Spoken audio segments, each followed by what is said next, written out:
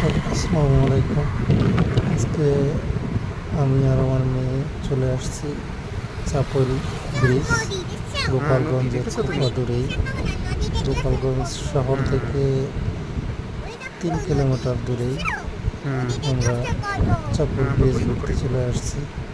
প্রকৃতির অপরূপ সৌন্দর্য, নদী, বাংলার অপরূপ সৌন্দর্য নদী, সেই নদী দেখতে চলে আসছে। এখানে একই সাথে নদীর বিভিন্ন দুইটা নদীর মিলিত স্থান, পাশে সুন্দর একটা জায়গা, ভিউটা অনেক সুন্দর হয়েছে। তা দেখতে চলে আসলাম। আপনারা চাইলে চলে আসতে পারেন চাপল ব্রিজ। অসংখ্য দোকানপাট আছে।